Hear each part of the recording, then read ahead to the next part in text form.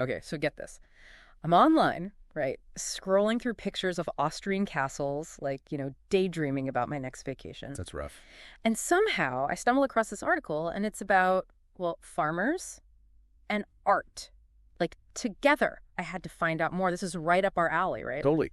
And it's not just like tractors parked in front of pretty landscapes. This is about a whole art exhibition, like a cutting-edge exhibition. And then they've got this whole conference going on about how to farm in a way that, like, doesn't wreck the planet, all in Austria. Yeah, the Salzkammergut region, which is already gorgeous on its own. But here's the kicker. It wasn't like some obscure blog talking about this. It was a fashion website. They were covering this whole thing. Yeah, it's connected to this European capital of culture thing they do over there. Right. So apparently that's a big deal. But this exhibition, it's called Green, Art with Nature. It opens October 4th.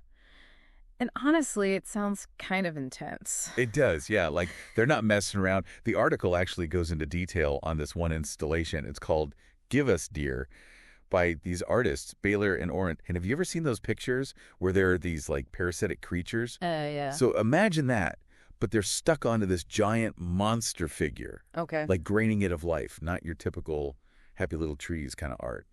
Okay, now that is an image. I mean, seriously, that's going to be in my head for a while. It's pretty on the nose, though, right? Like, we're the parasites, the Earth's the monster, we're using it all up. I don't think it's that simple. Like, those creatures, they're more than just using something up. They're taking over. I don't know, the whole vibe, it makes you think about greed, dependence. Like, we don't even realize what we're doing. Which I guess makes the title Green, Art with Nature even more interesting. Because, I mean, are we really with nature, or are we just taking? Good point. It's like that saying, we inherit the earth. No, we're just borrowing it from our kids even. Yeah. Which makes you wonder, what are we even going to leave them at this point? Exactly. And that actually leads perfectly into the other part of this whole thing. There's this Microfarmers conference happening on October 20th. And this one's all about solutions, right?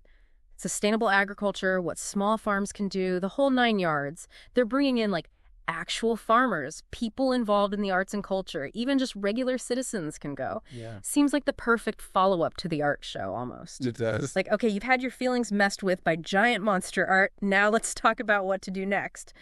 What really struck me about the article, though, was this idea that art can actually make a difference, you know? Yeah. Like, it's not just pretty, it can make people act. For sure. I mean, that's kind of its superpower, right?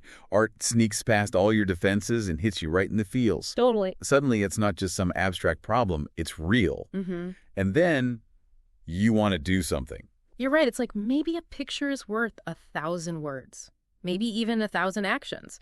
So to our listeners out there, the specific event in Austria, maybe you can't hop on a plane tomorrow. That's okay. But the question stands, can art really make us rethink how we deal with these massive, overwhelming global problems? What do you guys think? Tell us. I'm going to be thinking about something else, too. What if we did more of this? Yeah. You know, artists and farmers working side by side. Could we actually change how we talk about sustainability?